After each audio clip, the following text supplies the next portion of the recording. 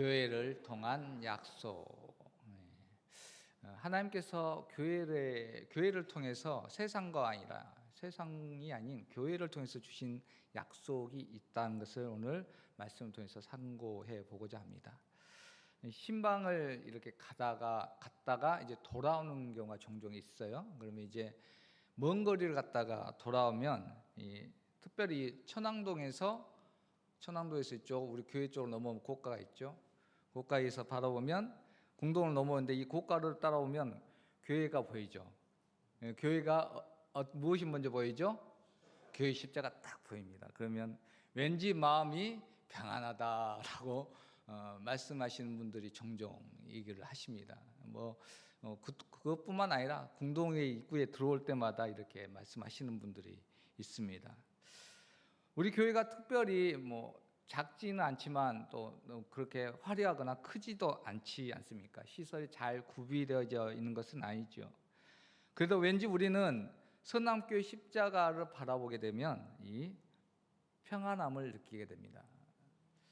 이것은 우리 선남교회 교인들뿐만 아니라 모든 이 세상 교회 교인들이 자기 지교의 그 십자가를 볼 때마다 느껴지는 그 평안과 기쁨이 있는 줄로 믿습니다. 그 비결이 무엇일까요?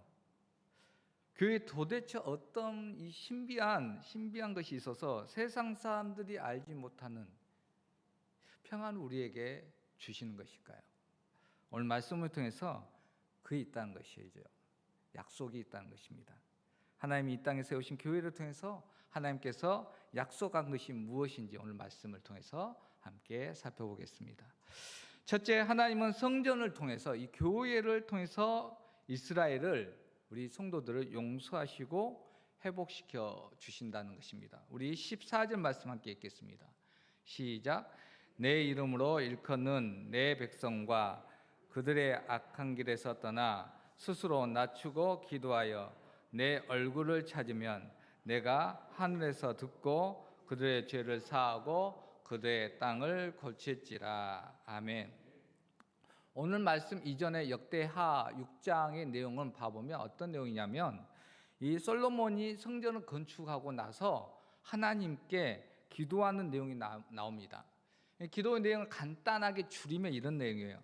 이스라엘이 혹 잘못을 해서 하나님께 징계를 받게 된 경우에 하나님께서 이스라엘 백성들이 만약에 솔로몬이 지은 이 성전에 와가지고 자신의 죄를 인정하고 잘못을 비면 하나님께서 용서해 달라라는 그러한 내용의 기도를 솔로몬이 성전 건축을 하고 나서 이렇게 기도하게 됩니다. 그리고 오늘 하나님은 솔로몬 왕이 기도한 대로 이렇게 밤에 이제 다시 꿈에 나타나셔서 이스라엘 백성들이 범죄한 경우에 내가 기도한 대로 해결을 하면 내 백성이 그렇게 해결을 하면 용서하고 치료해 주겠다라고 확신을 해주는 내용으로 정리가 되는 거예요. 이스라엘 역사로 봐보면 솔로몬이 사실은 하나님 큰 은혜를 받았지 않습니까? 지혜도 주셨고 부도 주시고 명예도 주시고 그랬는데 그럼에도 불구하고 안타깝게 솔로몬은 당대에 그렇게 잘 이렇게 평화롭게 지냈었지만 노년에 타락하고 범죄하게 됩니다. 그리고 솔로몬 이후에 계속해서 북이스라엘뿐만 아니라 남유다도 계속해서 지속적으로 하나님께 범죄하게 되죠. 범죄한 결과가 어떻게 됩니까? 결국은 바벨론 포로로 끌려가는 나라가 망하는 상황까지 이르게 됩니다. 하지만 하나님은 은혜를 베푸셔서 오늘 바벨론 포로 생활에서 다시 이스라엘 백성들을 돌아오게 해주세요. 다시 돌아온 이스라엘 백성들이 그들의 마음에는 한 가지 의심과 걱정이 있었습니다. 그것은 무엇이냐면 하나님의 은혜로 우리가 다시 고국 땅으로 예루살렘으로 돌아왔긴 했는데 과연 하나님께서 우리 조상들의 죄악을 용서를 할까? 라는 의문이었죠. 그리고 다시 우리가 그 번성했던 다윗의 시대와 같은 하나님의 나라를 하나님의 백성으로 다시 회복될 수 있을까라는 그런 의심과 걱정이 있었습니다. 이런 의심과 혼란 속에서 포로에서 돌아온 이스라엘 백성들에게 오늘 에스라를 통해서, 에스라가 이 말씀을 쓴 것으로 알고 있어요. 그래서 에스라를 통해서 역대기의 말씀을 통해서 주신 말씀을 어떻게 들었을까요? 이 말씀을 포로민들이 돌아와서 이 말씀을 들었을 때 어떤 마음으로 들었을까요? 그들은 이 말씀이 솔로몬에게 주셨던 성전에 대한 응답의 말씀이 아니라 솔로몬 시대의 사람들이 아니라 바로 자기들, 죄 중에 빠져서 있던 자신들을 위해서 하나님께서 수백 년 전에 이미 하신 말씀이라는 것을 깨달았을 것입니다. 그리고 그 솔로몬의 약속의 말씀을 믿고 이제 새로 지어질 스룹바벨 성전에서 하나님을 뜨겁게 또 찾고 회개하여 믿음의 공동체를 세워갈 수 있게 된 것이죠. 사랑하는 우리 성도님들, 솔로몬 성전에 대한 약속의 말씀은 지금도 우리 교회에게 주신 말씀과 같아요. 포로민들에게 수백 년 전 후에 주신 말씀과 같이 지금 우리 교회에도 똑같이 주어진다는 것입니다. 하나님은 솔로몬 성전에서 여호와의 이름으로 일컫는 백성들이 기도하고 하나님을 찾으면 여호와 하나님께서 용서해 주시고 치료해 주실 것을 약속하셨어요. 마찬가지로 우리 교회에서 예수님의 이름으로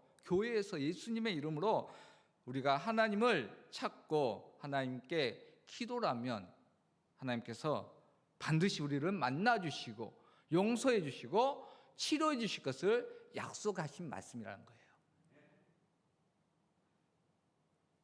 이것이 솔로몬이 받은 약속의 말씀이 지금 이 당대 우리에게도 주는 언약의 말씀입니다. 우리 교회에게 주신 약속이죠.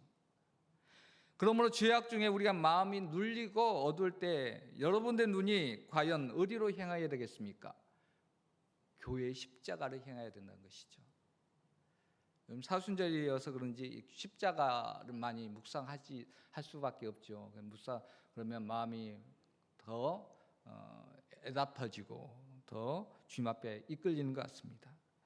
우리가 죄로 말미암아 교회를 피하지 않고 숨지 말고 이제 교회를 향하여 예수님의 이름으로 나와서 기도하며 용서받고 치료받는 하나님의 백성이 되기를 예수님의 이름으로 축복합니다. 두 번째로 이 솔로몬의 기도를 통해서 응답을 통해서 주신 하나님의 약속은 하나님의 임마누엘의 약속이 있는 것이 바로 성전, 곧 교회라는 것입니다. 우리 16절 말씀 다시 읽겠습니다. 시작. 이는 내가 이미 이 성전을 택하고 거룩하게 하여 내 이름을 여기에 영원히 있게 하였습니다. 내 눈과 내 마음이 항상 여기에 있으리라. 아멘. 고대 근동에서는 이 이름이 의미하는 것은 존재 자체였어요. 그러니까 그래서 누구의 이름으로 한다는 것은 그 사람의 온전한 자체로 한다는 것이죠. 오늘 이 말씀에서 봐보면 16절 말씀에 보면 내 이름이 여기 곧 예루살렘 성전에 있게 하고라고 했는데 내 눈과 내 마음이 또 항상 여기에 있다는 것은 하나님께서 이 성전에서 솔로몬 성전에서 항상 영원히 이스라엘 백성과 함께 하겠다는 약속인 것이죠. 이 약속의 말씀을 신실하게 믿었던 믿음의 사람이 있었습니다. 믿음이라는 건 그런 것 같아요. 그것은 내가 어떻게 반응하느냐에 따라 달라요. 이것은 믿는 사람에게는 그것이 은혜고 큰 능력이 되고 사실이 되지만 그냥 지나가는 세상 사람들한테는 아무 의미가 없을 수가 있다는 것이죠. 오늘 이 신실하게 이 솔로몬이 받았던 이 기도의 내용을, 응답의 내용을 자신의 것으로 믿음으로 받은 사람이 한 명 나오는데 대표적으로 우리 다니엘이 그런 사람이었습니다. 다니엘은 다리오 왕 때에 총리가 되었지만 어떠죠? 잘 나가면 사람들이 어떻습니까? 시기를 하죠. 시기를 해서 중상모략으로 결국은 옥에 갇히게 되죠. 30일 동안 다리오 왕 외에 다른 신에게 구하면 사자굴에 집어넣자라고 금령을 반포하게 됐는데 이때 다니엘은 사자굴에 갈 줄을 알면서도 어떻게 합니까? 예루살렘을 향해서 성전이 있는 예루살렘을 향해서 창문을 여고 전에 하던 대로 하루 3번 무릎을 꿇고 기도를 했다라고 성경은 이야기합니다. 그런데 다니엘이 이때 기도했을 때 창문을 여고 예루살렘을 향해서 기도했을 때 그때 예루살렘 성전이 어떤 상황입니까? 없는 상황이에요. 아직 지어지지 않은, 수르바벨에 의해서 이제 지어질 건데 아직 지어지지 않는 무너진 상태입니다. 그런데 이 다니엘은 무너졌지만 여전히 하나님이 믿었고 그 하나님께서 솔로몬이 한 기도에 대하여 응답을 하실 것을 온전히 믿었던 것이죠. 믿는 자에게는 근데 그것이 사실이에요. 그리고 다니엘에게는 그것이 믿음이 현실로 들어왔고 은혜로 됐고 또 그것이 실현되는 것을 보게 됩니다. 솔로몬의 기도 내용 중에 다니엘이 붙잡았던 내용이 아마 역대하 6장 37에서 39절인 것 같습니다. 우리 함께 읽어볼까요? 시작. 그들이 사로잡혀 간 땅에서 스스로 깨닫고 그들을 사로잡은 자들의 땅에서 돌이켜 주께 간구하기를 우리가 범죄하여 패역을 행하며 악을 행하였나이다 하며 자기들을 사로잡아 간 적국의 땅에서 온 마음과 온 뜻으로 주께 돌아와서 주께서 그들의 조상들에게 주신 땅과 주께서 택하신 성과 내가 주의 이름을 위하여 건축한 성전 있는 쪽을 향하여 기도하거든 주는 계신 곳 하늘에서 그들의 기도와 간구를 들으시고 그들의 일을 돌보시오며 주께 범죄한 주의 백성을 용서하옵소서. 아멘. 주의 성전이 있는 그곳을 향하여 기도를 하거든 다니엘은 그 말씀에 붙잡고 기도했었고 하나님의 응답을 받았던 믿음의 용사였었습니다. 종종 신방을 가게 되면 그런 권사님이 계셔요. 아침에 일어나서 이렇게 창문을 열고 딱 보면 교회가 보이는 댁이 있어요. 어떤 권사님들 댁에는. 그러면 교회 십자가를 보면서 기도를 하신다는 거예요. 참으로 얼마나 귀한 믿음인지 모르겠습니다. 하나님은 사실 그렇죠. 무소부재하신 분이에요. 이 성전에만 계시는 분은 아니에요. 언제 어디에서나 다 계시는 분이기는 하지만 하나님께서 특별하게 관심을 가지고 있고 눈을 향하신 곳이 있다는 것입니다. 그것이 어디입니까? 하나님이 세우신 성전이라는 것이죠.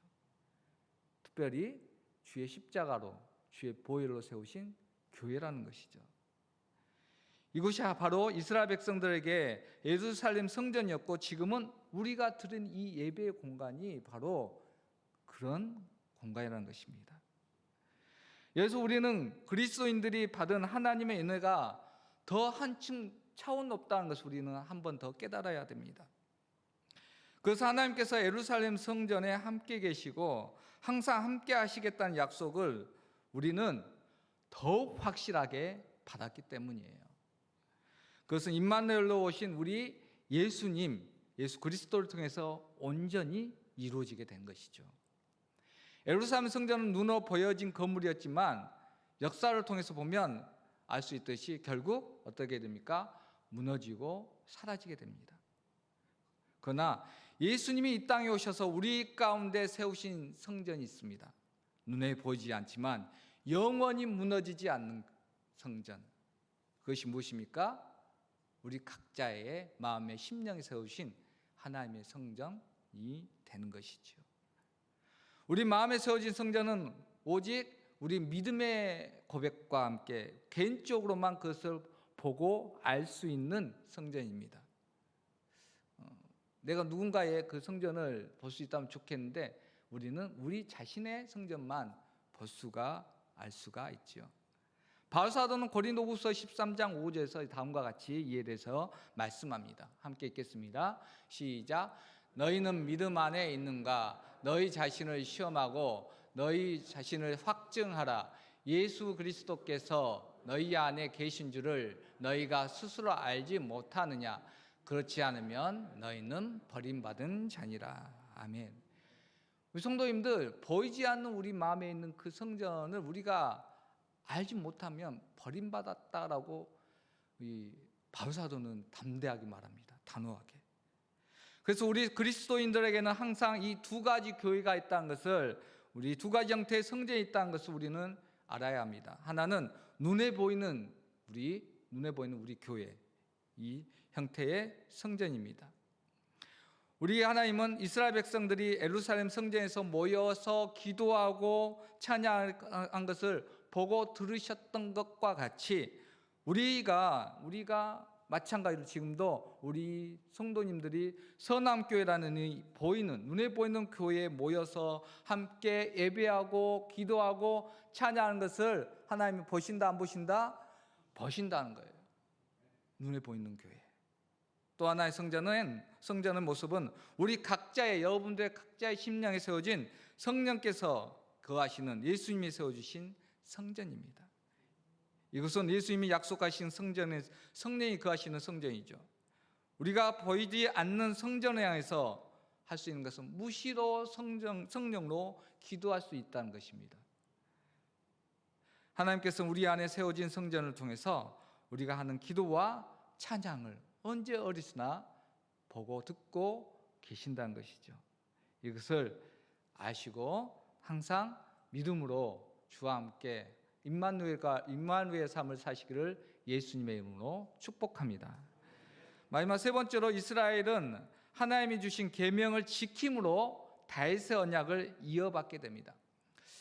이 말씀을 좀 이렇게 제가 정리하다 보니까 다윗의 약속을 이어받는다는 표현은 결국은 하나님의 천국, 하나님의 나라를 이어받는 약속을 이어받는다는 것으로 연결이 되더라고요.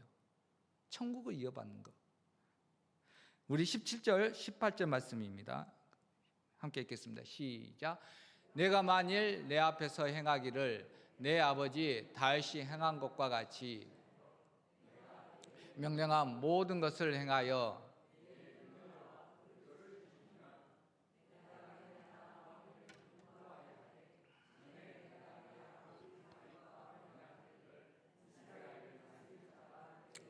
끊어지지 아니하리라 한 대로 하리라. 아멘. 오늘 말씀에 보면 하나님과 다윗과 맺은 언약을 이어받는 솔로몬에게 주신 약속은 분명히 계약이에요. 계약. 이렇게 하면 이렇게 하는 것이죠. 그런데 여기서 보면 단지 중요한 것은 혈통적으로 이스라엘의 후손이기 때문에 복을 받게 될 것을 약속하지 않는다는 것입니다. 네가 유대인이기 때문에, 네가 한국인이기 때문에 너가 구원받는다, 라는 약속을 하지 않으세요.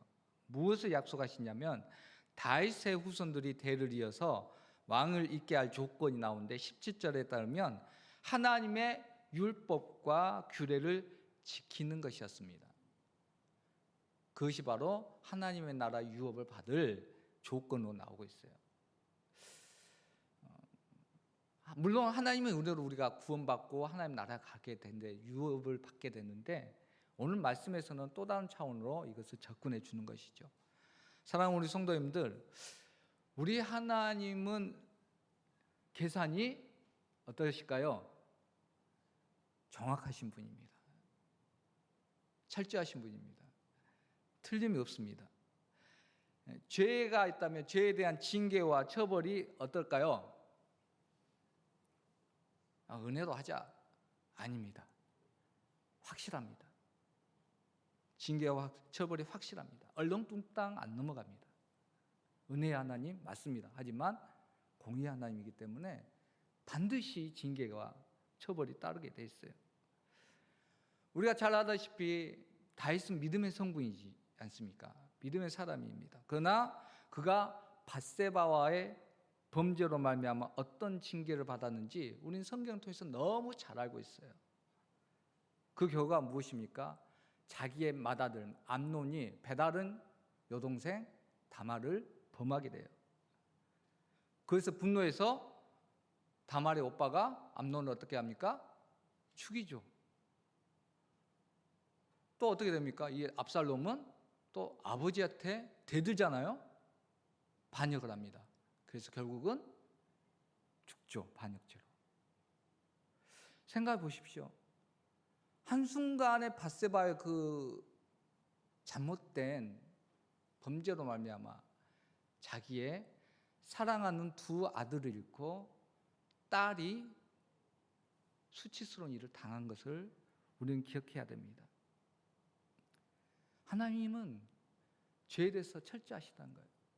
우리 죄가 잘못되면 여기서 우리가 부모된 우리가 정말 기억해야 될 것은 우리 잘못이 자녀들에게 간다는 거예요. 한 가지 예를 더 들어보겠습니다. 여호사밧이라는 유명한 왕이 있어요. 그런데 나름대로 유대 왕 중에서 그래도 칭찬받는 왕 중에 한 명이 여호사밧 왕이에요. 평판이 좋았습니다. 하지만 그가 결정적으로 실수를 한 가지 한 게 있어요. 무슨 실수인지 아세요? 며느리를 구했는데 북이스라엘과 사돈을 맺어요. 우상을 섬기는 사돈을 맺어 북이스라엘 그때 이미는 이제 우상 숭배했는데 이세벨의 딸인 아달랴를 며느리로 맞이하게 됩니다. 그 결과 어떻게 됩니까? 멸문지화 당할 뻔했어요. 다윗 왕과 완전 멸망할 뻔했습니다. 아달랴가 왕이 되려고 자기 그 다윗의 후손들 다 죽이고 자기가 여왕이 됩니다. 무섭지 않습니까? 며느리 한 명 잘못 골랐는데 자기 시들이 다 말라가는 거예요. 우리 성도님들, 하나님 이처럼 범죄한 것에 대해서 반드시 하나님께서 징계하실 것을 말씀하세요. 그런데 여기에서 끝나면 참 우리가 무섭고 힘든데 감사하게도 우리 믿는 사람들에게는 한 가지 큰 소망이 있어요.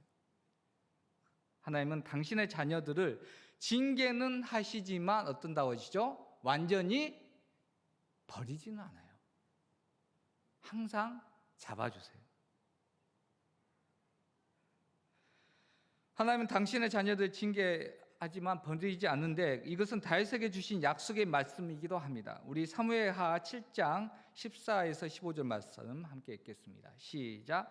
나는 그에게 아버지가 되고 그는 내게 아들이 되니 그가 만일 죄를 범하면 내가 사람의 매와 인생의 채찍으로 징계를 하려니와 내가 내 앞에서 물러나게 한 사울에게서 내 은총을 빼앗은 것처럼 그에게서 빼앗지는 아니하리라. 아멘. 이 말씀대로 하나님은 솔로몬이 말년에 범죄를 하였지만 끝까지 은혜를 베푸시게 되죠. 왕권을 이어가게 르호보암을 통해서 이어가게 합니다. 여호사밧도 마찬가지예요. 여호사밧이 범죄를 했지만 다윗 왕조가 멸망할 그 위기의 상황에서 하나님께서 누구를 남겨놓으셨죠? 요아스라는 어린 왕자를 갓난아이를 남겨놓으세요. 사랑하는 성도 여러분, 하나님은 그렇게 남겨놓으세요. 끝까지 버리지는 않으신다는 것이죠. 그래서 하나님 나를 버리시지는 않으시니까 적당히 살면서 말씀에 불순종하며 범죄하는 것이 괜찮을까요? 아니죠. 무섭습니다. 좋지 않아요. 하나님의 징계가 반드시 있겠다는 것이죠. 우리가 잘못하면 나만 징계를 받는 것이 아니라 우리가 사랑하는 자녀들과 후손들에게 그 징계의 영향을 전해진다는 것입니다. 그래서 우리는 되도록이면 이 징계를 받지 않도록 깨어서 살아가야 되는 것이죠. 그러려면 어떻게 해야 됩니까? 오늘 말씀처럼 다윗의 그 유업을 하나님의 나라를 더 가까이 유업을 받기 위해서 하나님의 율례와 법규를 말씀을 지키는 삶, 하나님의 말씀대로 순종하는 삶을 살아가야 된다는 것을 오늘 성경은 말씀하고 있습니다. 사랑하는 우리 성도님들, 하나님은 솔로몬의 기도의 응답을 통해서 지금도 우리 교회에게 동일한 은혜와 동일한 약속을 지금도 주고 계십니다. 하나님은 성전, 즉 우리의 교회를 통해서 우리를 용서하시고 회복시켜 주시는 것을 믿으시기 바랍니다. 이 교회에서 드리는 회개의 기도 하나님 반드시 들으신다는 것이죠.